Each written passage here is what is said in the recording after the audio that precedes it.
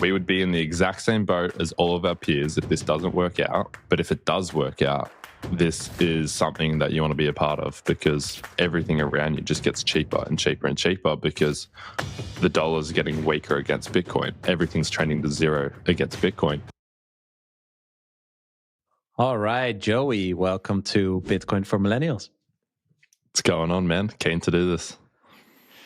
Yeah, I'm happy you're here. It's 5 a.m. where you're at in Australia. So I'm grateful that you woke up so early to speak to me. But I think we'll have an interesting conversation. I mean, you are 21 years old. You were all in on Bitcoin. I mean, when I was 21, I was just fucking around and figuring out life, while being very oblivious to the fiat money system. And it seems that you've already spent a lot of time studying money, eventually, focusing your life on Bitcoin. So yeah, I just want to start with what was your kind of like aha moment that you realized that Bitcoin was something you should look into? For me, just a little bit of a backstory is I was 17 at school, and it was sort of the COVID years, so people weren't taking school too seriously. And I discovered crypto in that time, and it was kind of like a get-rich-quick scheme. I was working at a petrol station at that time, or gas station, as some people call it. And I figured, how am I going to make this $100 a week, $150 a week that I was earning for a small shift go further? And so I saw crypto as a way to potentially, you hear numbers like 5x, 10x, 20x, 30x your money. And so it sort of got me into that gambling mindset pretty early on, and being like, it's going to be really hard to save in this economy. It's going to be really hard to save for a house once I leave school, and that was not too far away. And I figured, what's a way that can get me ahead? And, you watch, videos online telling you buy this coin and it will set you financially free and you can retire by the time you're 20. And, there's so much what you like to call is just distraction and noise. And it's just constantly trying to feed, I feel like, the young minds and get them distracted, get them hooked early.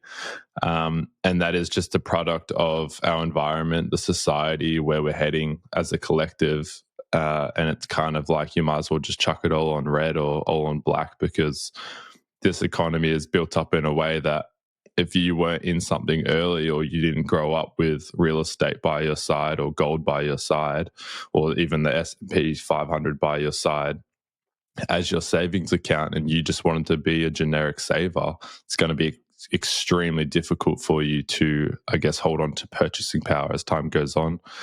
And I think the reason for that is because of how much they're printing money. So it's as simple as that. So you can deep dive into inflation and things, but the reality is the government prints the very dollar that you trade your time and energy for.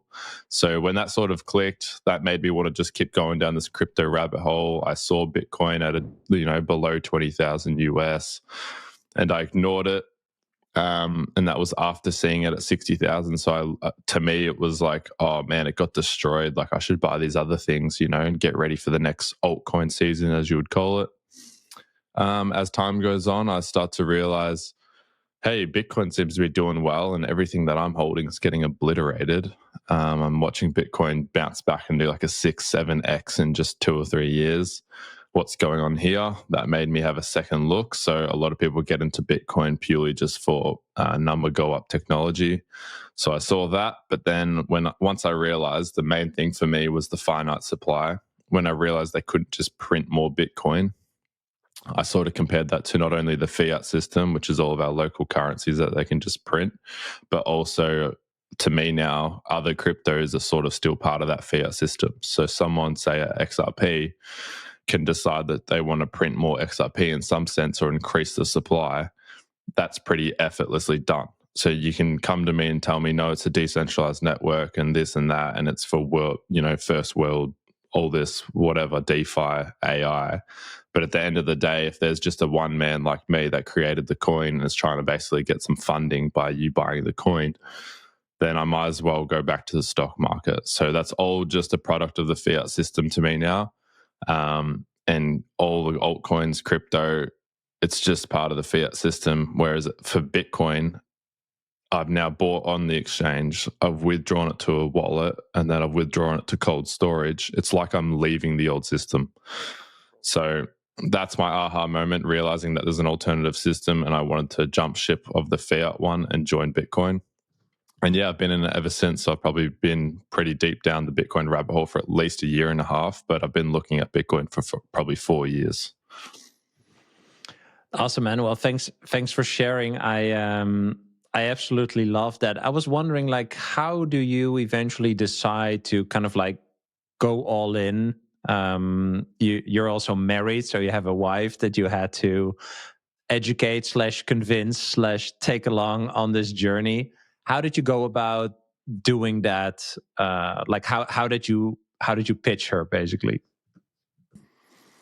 All right, I'll be pretty transparent here just because I like sharing a bit of the journey so people can maybe relate to it or just get something out of it. But, we wanted to throw a pretty big wedding. We didn't want to hold back just because we were young. So, she's very creative and she has this sort of envision in her head what her wedding looks like. So I'm just thinking I've just got to support and try and get this vision the best I can because this is our biggest day potentially of our lives. And so I guess first I went all in on the wedding, but on the side, it was kind of like, all right, we're going to set aside this much per week as a collective to fund this wedding.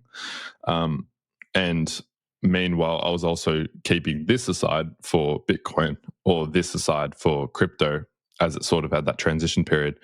And that really worked out because we threw, which I thought was, like a beautiful wedding, and she loved it. She was happy and with so many compliments and everything. And it was the day that we really wanted, which was really special. And I think most people around us, family and friends, just went, okay, they're both 21. Joey literally turned 21 the week of his wedding. So I'm guessing he's got no money and she's got no money. They're going into like a rental situation, so they're going to have no money. And so I kind of liked that because it was just like this expectation that we were on ground zero, but I was sitting there with like a fair chunk of Bitcoin still. And I just think that's awesome because if it hadn't taught me how to save, I wouldn't have had that. I would have put it all in the wedding, or I would have spent it on something else and gone, this is leftover money from the wedding. I'm just going to go treat myself, yada, yada, yada.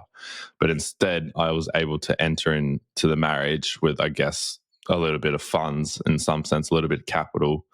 That was kind of unexpected. So I think without Bitcoin, that wouldn't have been there. With Bitcoin, it was, not just from price appreciation, but from the savings it teaches you.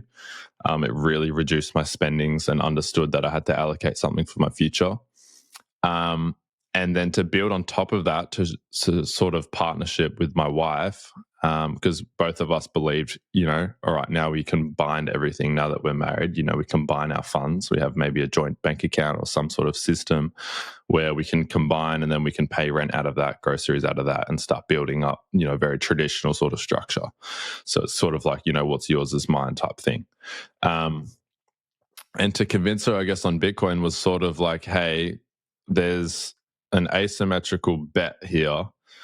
We can either go with everyone else in the fiat system. We can try and save for a house and be struggling while we're renting. We can really try and get that deposit. And then as soon as we get it, we can hit purchase, take on about 30 years of debt. That's what it was probably looking like. And people go, oh, congratulations, you got a house. It's like, anyone, no offense, but anyone can get a house. Like, you can hustle for a year and get a house, but then you don't own a house. That's another 25, 30 years, depending on your situation. But I think that reality kind of not only scared me, but it was sort of like, I see so many people entering that and just hating their lives. It's just like this constant pressure, this constant overhead. Like, obviously there's people out there that could buy a house no problem because money's not a problem. But for a young person coming through, man, like that weight on your shoulders, like I can't even imagine what that feels like when you actually click purchase. It might feel good in the short term, but then actually going 10 years, 20 years down the track and you go, I still have 5 to 10 years to pay this off. And because I've been topping up everything I can into my mortgage, into my house, I have nothing else to show for other than my house, which is something that I see. People are willing to have like the worst car, They're literally willing to drop standards of food just to get this house deposit. They're willing to throw off everything else, and the house becomes the number one thing. I think that's where society has gone. Bitcoin custody is evolving, and OnRamp is leading this change with multi-institution custody, eliminating single points of failure. Instead of relying on one institution, OnRamp secures your Bitcoin in a cold storage multi-sig vault backed by 3 independent custodians, where no single party can move your funds alone, providing an unprecedented level of security. Your assets are protected by a 100 million Lloyd's of London insurance policy, with all transactions fully auditable on-chain and only executed at your direction. This means complete transparency and control over your assets at all time. Beyond custody, OnRamp provides comprehensive Bitcoin services that include trading, lending, inheritance planning, and IRAs. You can view them as your private Bitcoin banking partner tailored to your wealth preservation goals. Whether you're new to Bitcoin or an experienced holder, OnRamp's approach helps you secure your generational wealth with unmatched security and peace of mind. You can sign up at onrampbitcoin.com and use code BRAM, that's BRAM, to receive $150 in Bitcoin after your first deposit.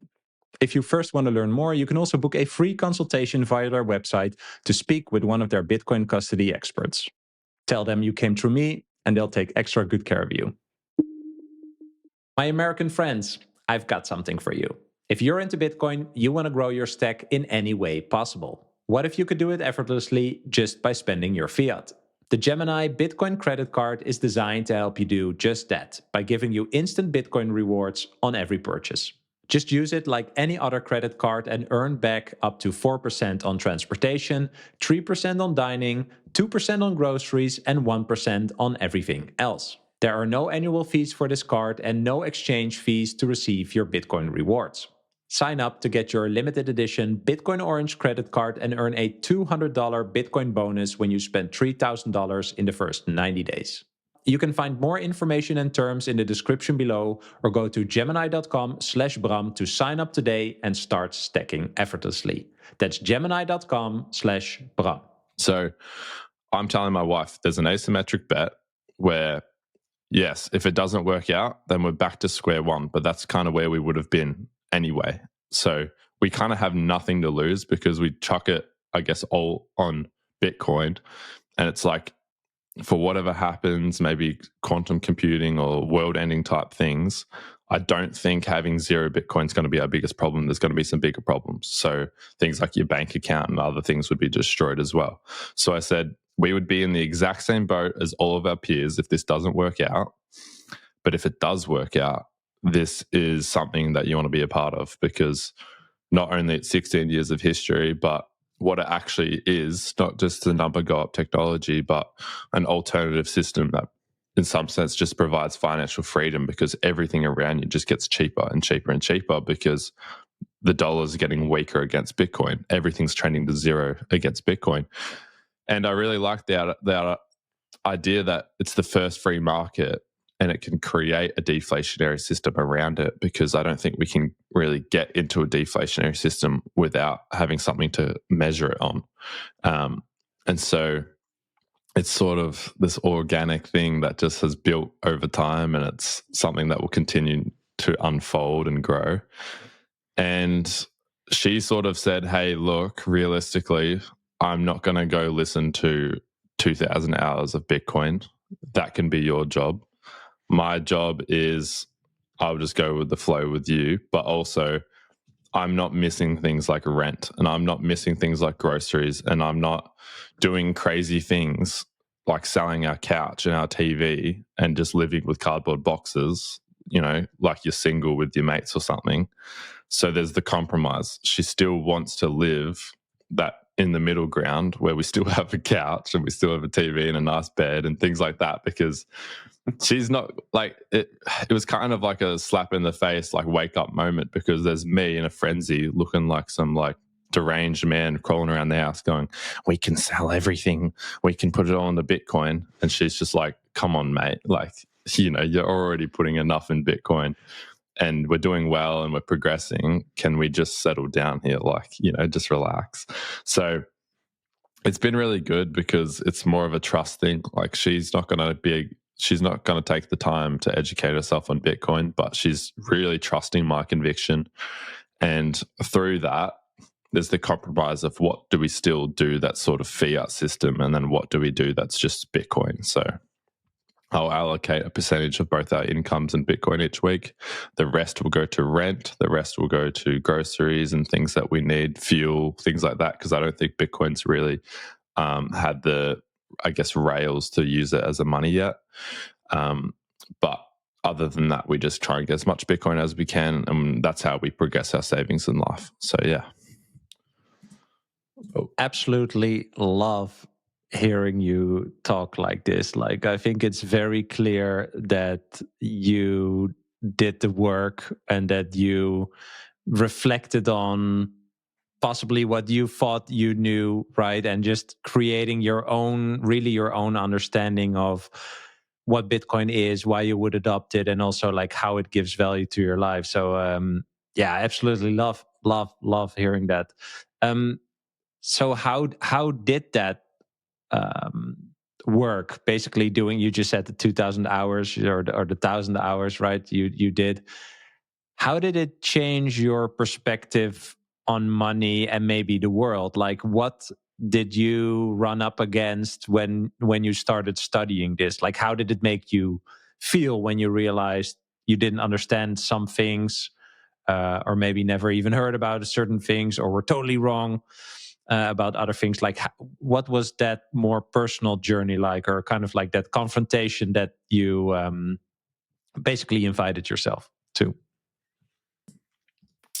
It was definitely a journey where you go, the more I learn, then it's like the less I know. So it's really sort of a humble experience, because you go into it going, you have all these like ideas before you enter in. It's like presumptions, and it's like, okay, so this is number go up technology.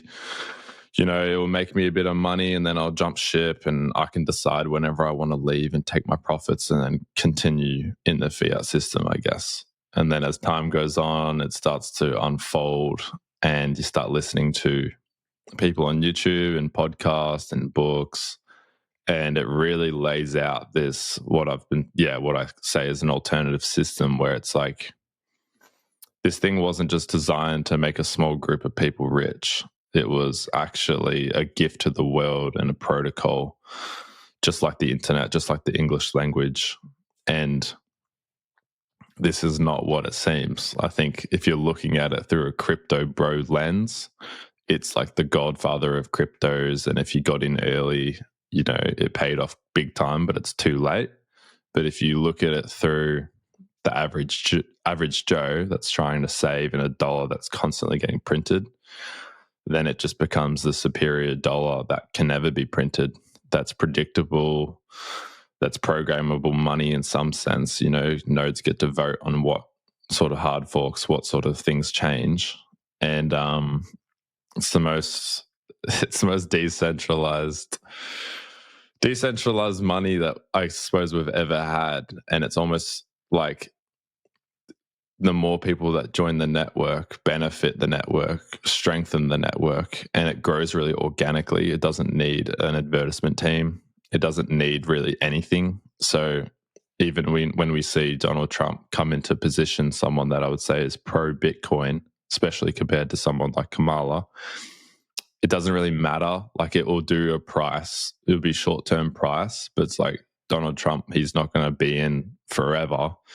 So what happens if we swing the other way? Well, I say Bitcoin's just as strong, and it doesn't really matter who's in, you know, the position. And it's pretty cool to see things like China will ban Bitcoin, and it will just make Bitcoin stronger in the long term, because it kind of gives it credit, kind of goes, that China thinks this is a threat to their centralized communist country.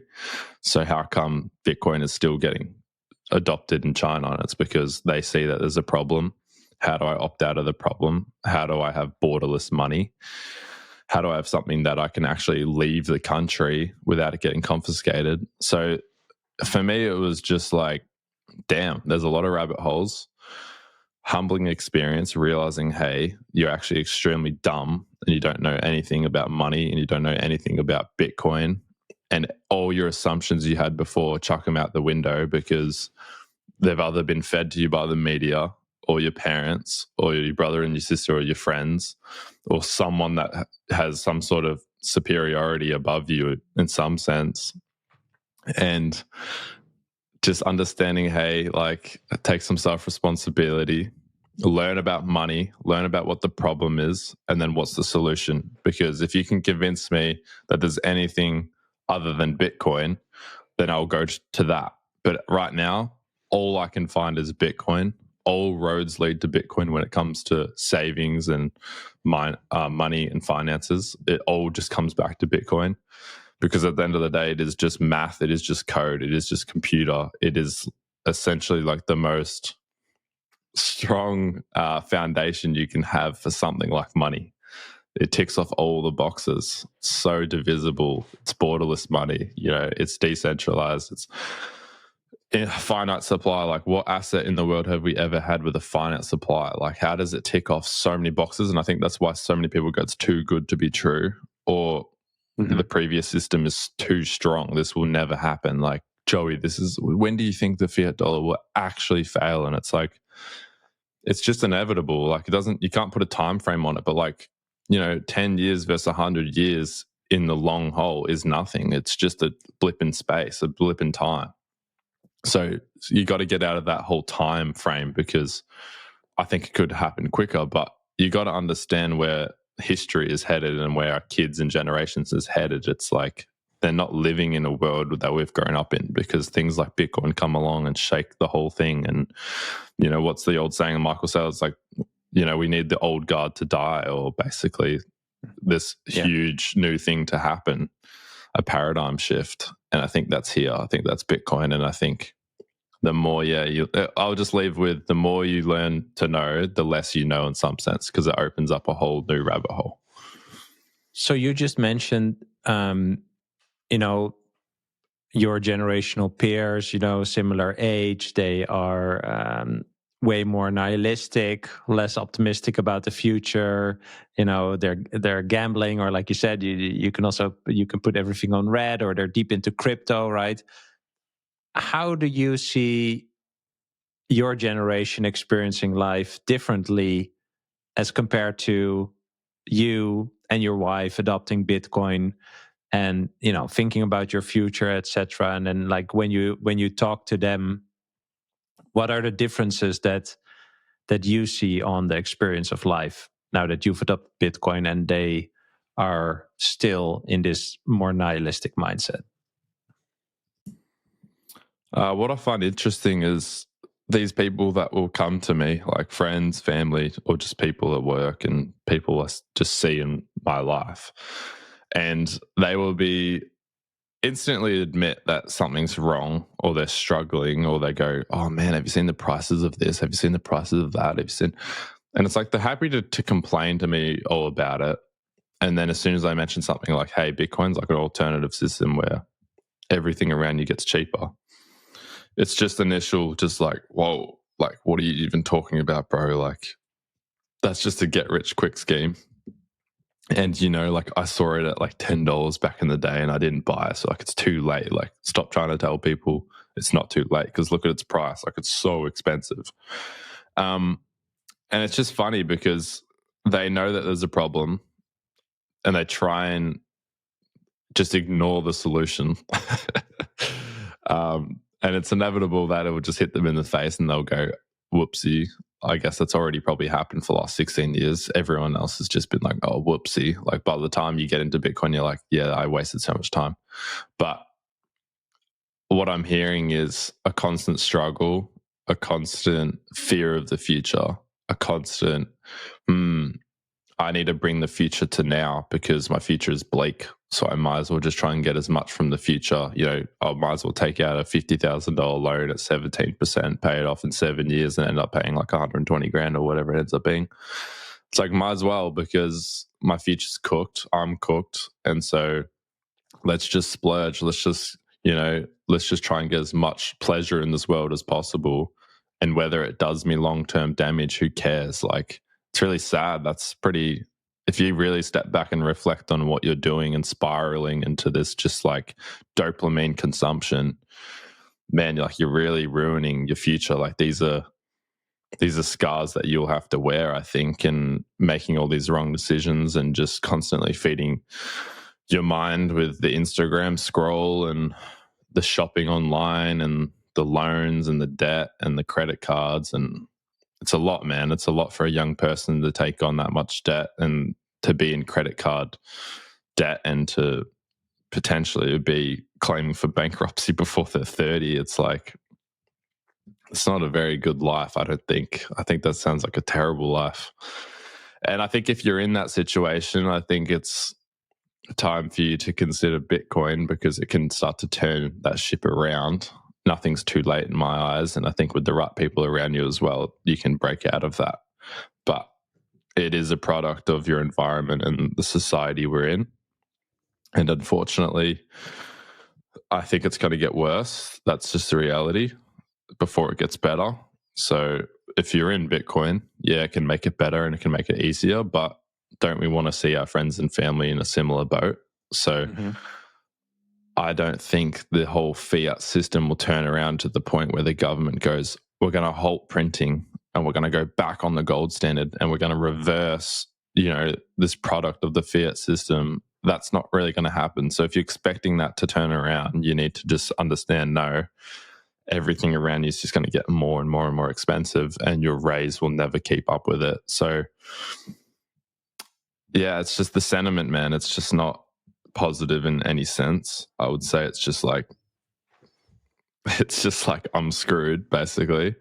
And they can laugh and everything about it just to make themselves feel better. But at the end of the day, it's like what's right for not only you, but your future partner and your future family and I guess your legacy. And, as a young man, you sort of think that you're going to go tackle the world and build an empire. But kids these days just want nothing to do with it. They're too scared to almost even go outside and face reality.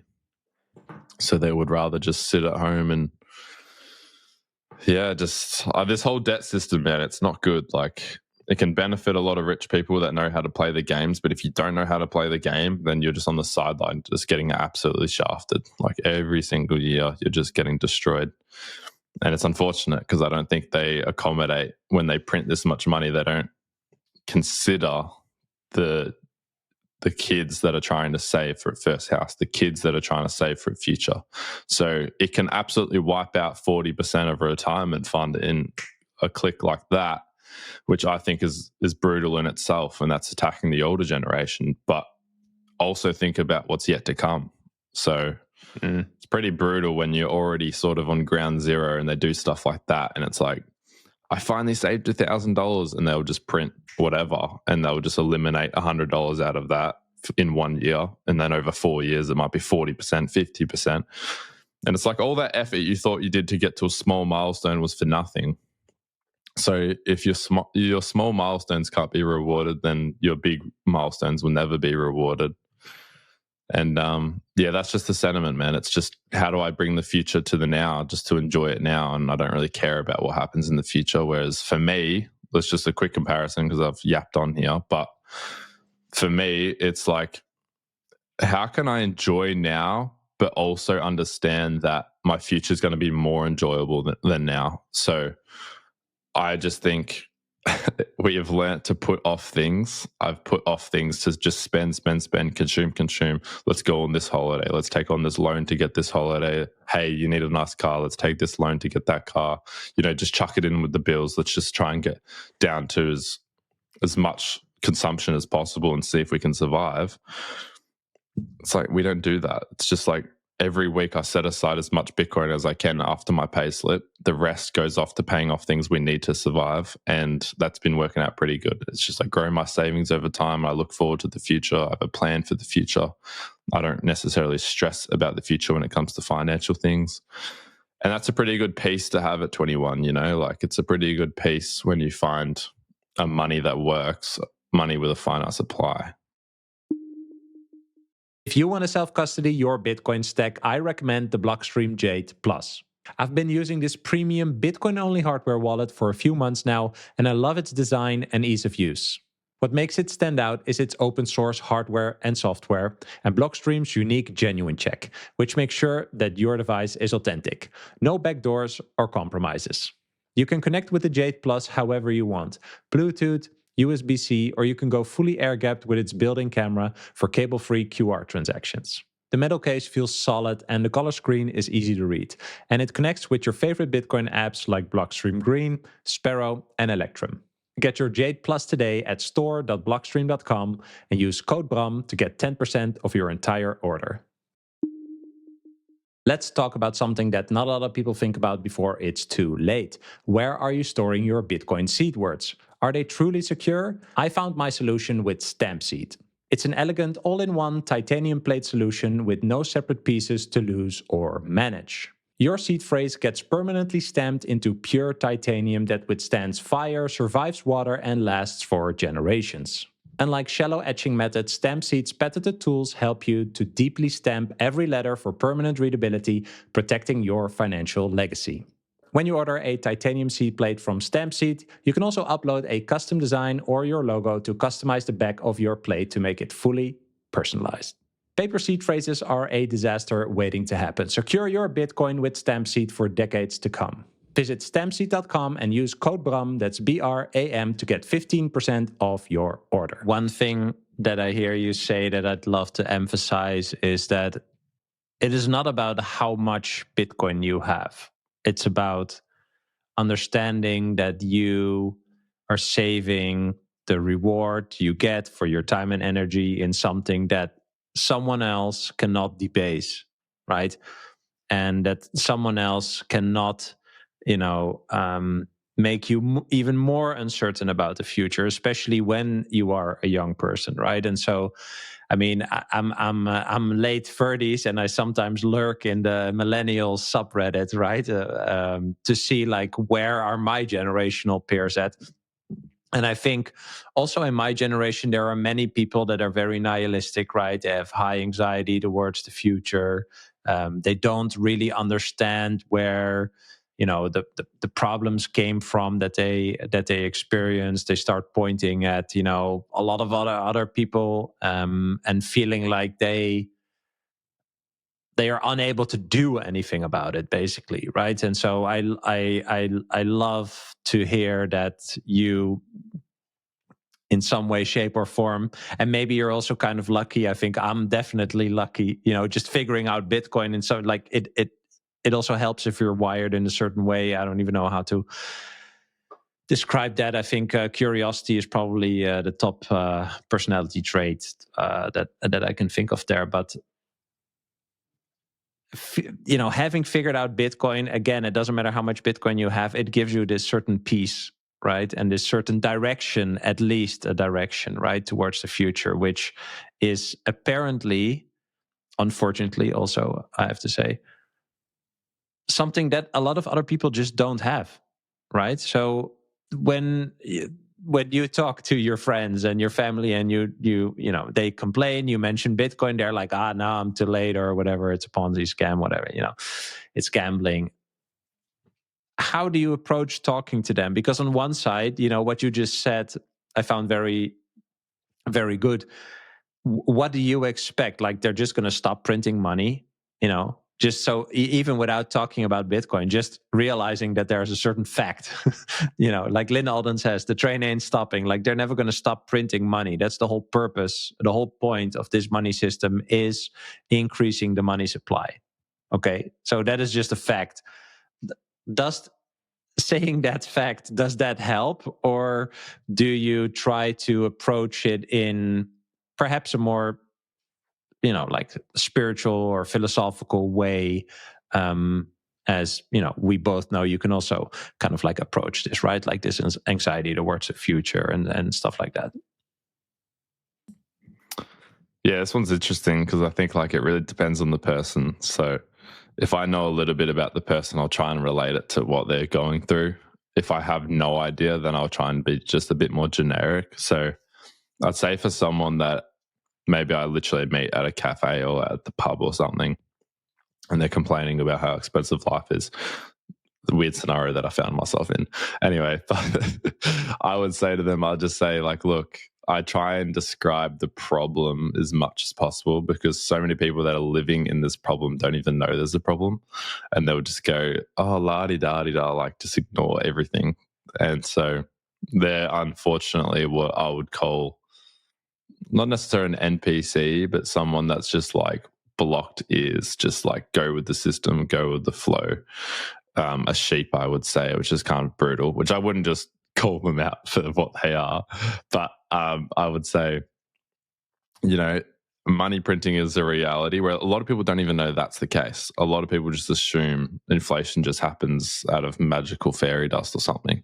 So I would say when you read 2% at the end of the year for inflation, that's CPI, and that's just completely not the measurement that you would want to be using, because they can pluck things out of that basket of goods that they're trying to measure. If something's going up too much, they can just pluck it out and they can change the definition. So say for a porterhouse steak, you know, it's going up in price. Let's just pluck that and we'll replace it with a veggie burger. So then they can keep down the CPI. That's sort of how it works. It's very manipulated CPI. So basically chuck that in the bin and stop looking at that. And you need to try and figure out what is your country's monetary inflation. So you're going to have to do your own research, own digging. But basically what I've found is it's at least in Australia, for us, it's at least 10%, but it's closer to 14, 15. So if they're printing, let's say it's 12, we'll meet in the middle, and you save $100,000 over 1 year. By the next year, you've lost 12% of that purchasing power. So purchasing power is how much things you can basically buy with that amount of value. So you might still see $100,000 as you roll into the next year, but what they've done by printing 12% of the money supply, so monetary inflation, is they've basically taken off 12% of your value of your savings. So they've taken off $12,000 in that scenario. So they've robbed you $12,000 in 1 year. What happens when you roll that into the next, then the next, then the next? And what happens when something like COVID comes and they give everyone that they can free money? It's not like they just had a bank account with this backup money for when a pandemic hits. They literally just printed credit. So they just printed it out to people to feed them basically enough money to keep them distracted. So that's a really sad reality, but I would try and describe that as much as possible. Just, hey, the dollars you have are worth less tomorrow, so no wonder you want to spend them today. So you're going to work, you're trading your time, your energy, the most scarce things you can give, and you're receiving a dollar that another man can print. Like, how does that not hurt your soul? Like, how does that not hurt yourself? Like, once I understood that, man, I wanted to get rid of dollars as soon as possible, but they don't even know that's a scenario. So I hear so many of them being like, I'm trying to save up for the next like 5 to 10 years. And it's like, dude, 5 to 10 years is like the worst time frame possible, because that gives them enough time to print away all your value. Like, you need to find a store of value. And I think it's Bitcoin.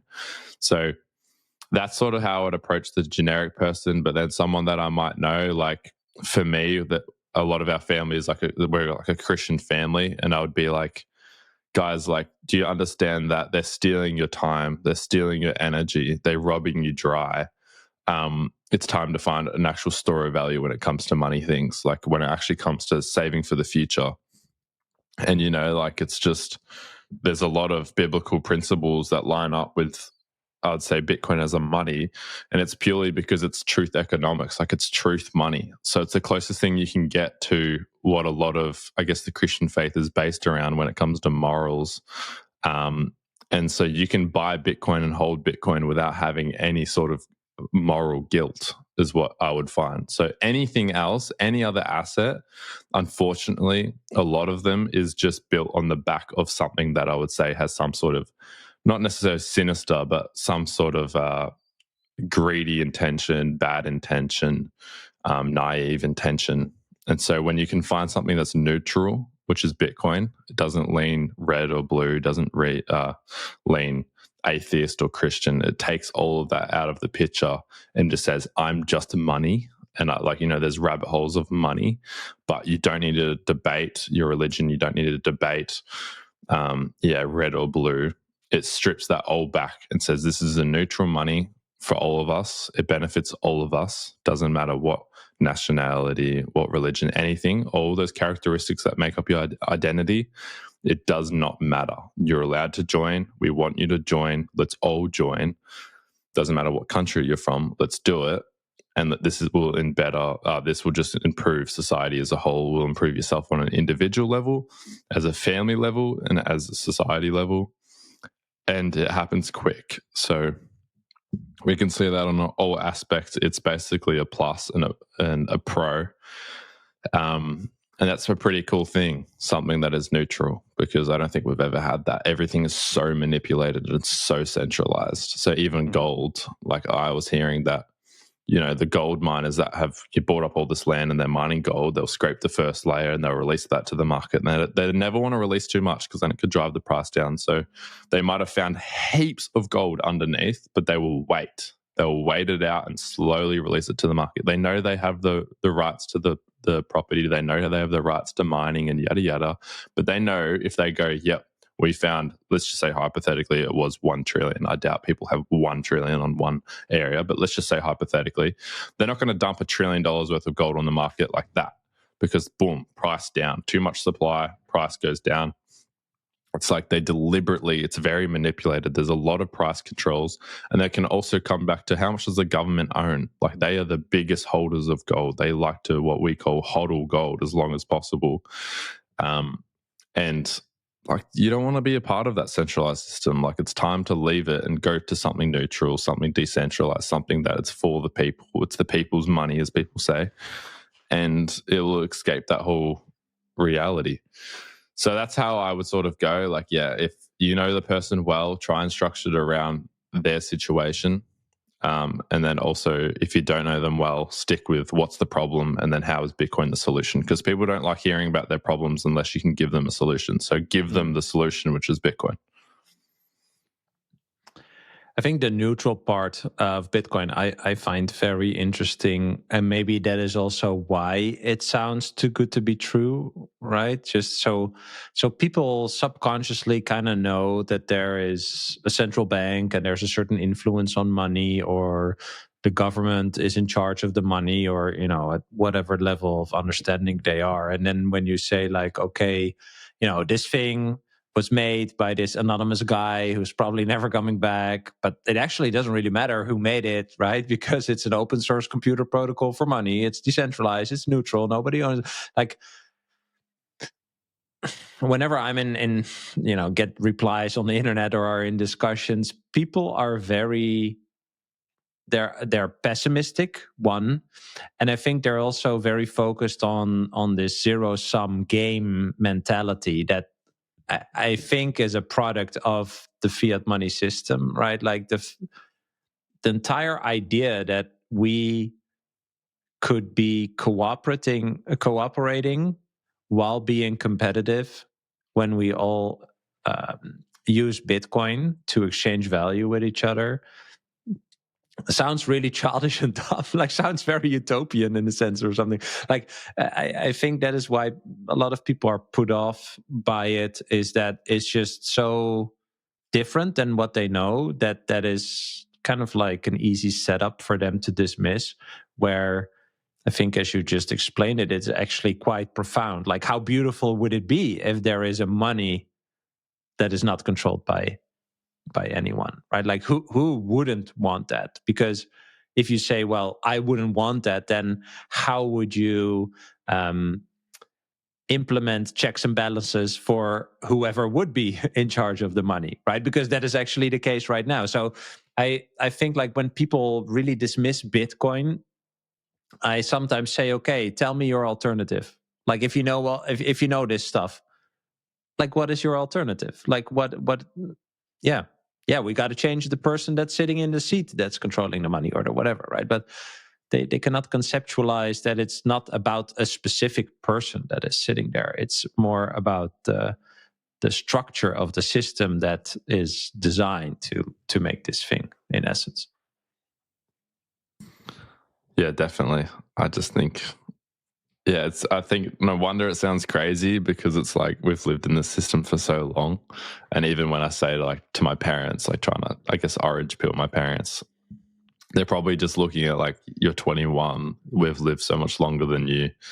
And there's kind of like, you've just found this big idea suddenly out of nowhere, like no chance this will work. Like, it just sounds, what do you mean my life will get easier? Like, you know, you're 21, you should struggle financially. You know, that's part of life. And it's like, yeah, I mean, I agree to an extent. Like, I think it is healthy to find struggles in life and actually build on those. I think you don't want a cruisy and comfortable life, but I also think it's not healthy to go into a system where it's constantly, odds are against you, constantly beating you down. It's like, you can't even be rewarded for saving anymore. You can't even be rewarded for setting aside money for retirement, because they just keep pushing the years further and further to receive your retirement. It's like, if you're not going to reward me for my good efforts and my good labor, it's like, well, I'm not going to continue to feed your machine. Like, okay, I'm not joining this anymore. So I like that aspect too. It's like, I don't want to contribute to the problem anymore. So it's time to just opt out and actually contribute to something that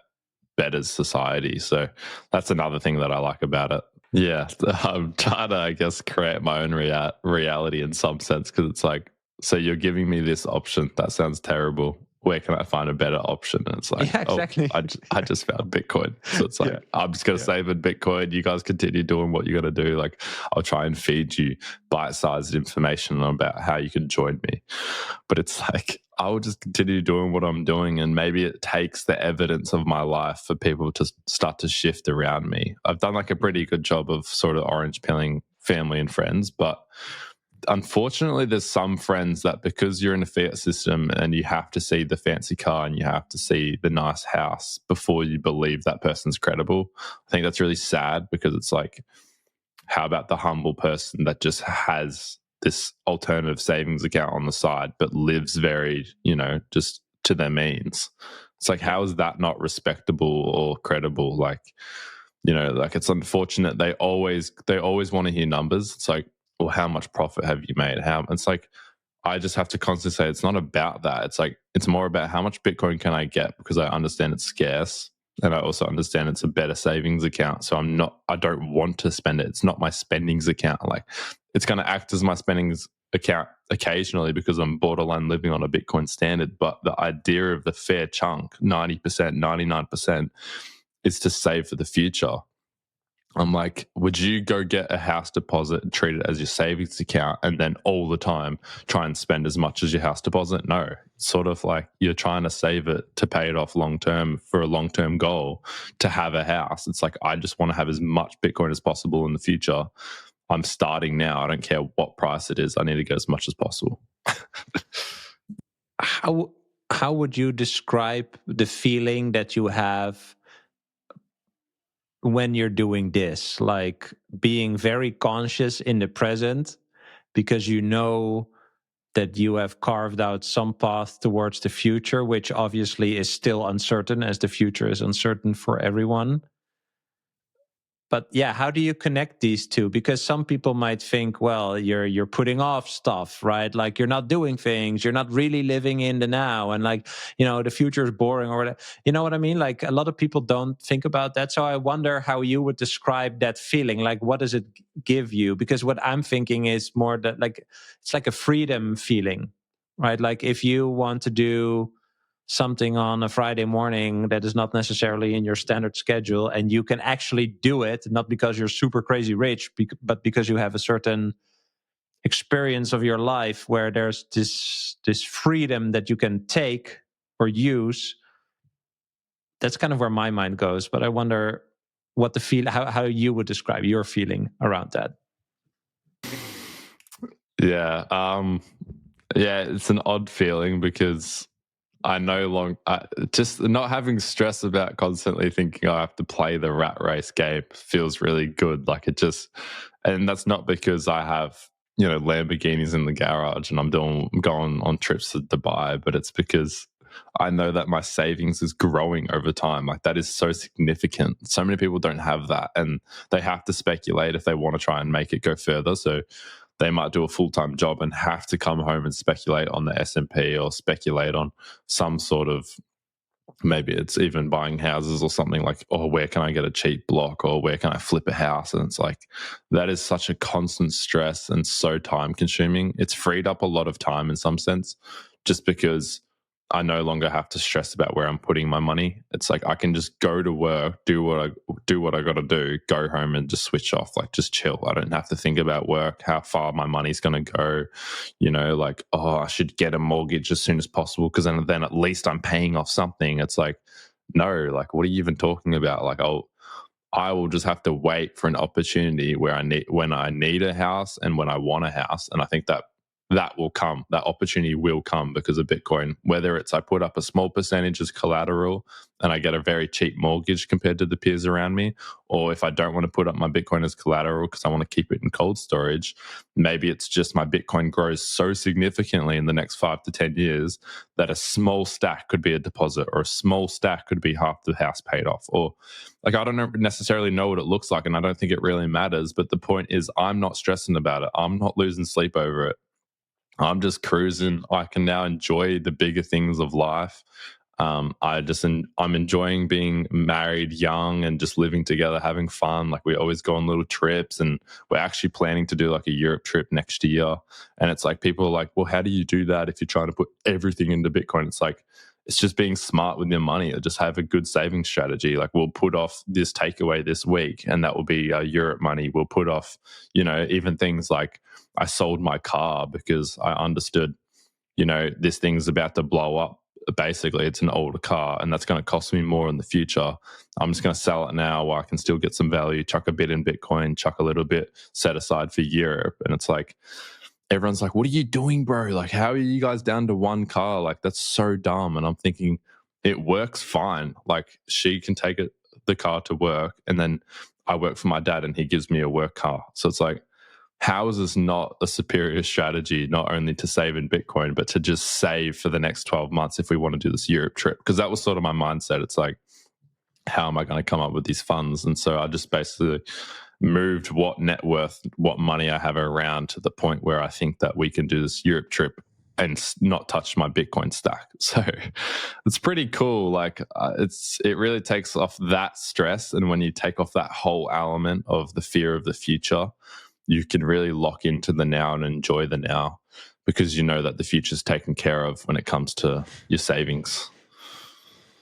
So how much hours do you think you've put in now? You told me like 1,000 or 2,000, like just a lot. From how you're talking about Bitcoin, it is clear that you have done the work and the study, but like, where do you think you're at now?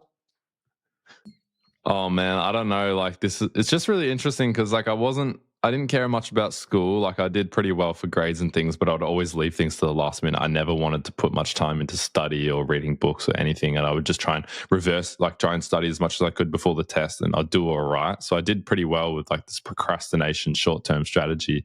But it's like, I leave school and suddenly I'm just like into books and reading, into podcast, into just listening to things on YouTube all hours of the day, because it was really lucky. Like, my job allowed me just to have Bluetooth headphones on for like 6-7 hours of the day, and I'm just filling my mind with Bitcoin content. So I ticked off probably like 10 to 12 audiobooks while I'm at work pretty quickly. And I did things like listen to 2-3 hour podcasts, like even things like this.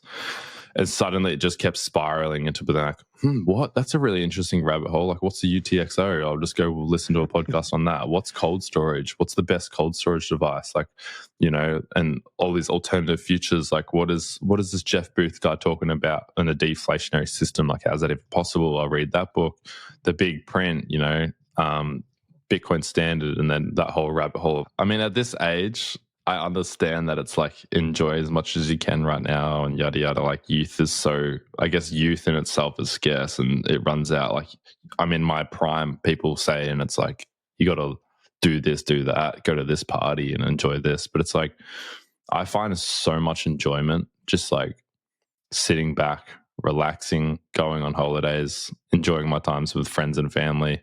Like, I'd say we're a very social couple.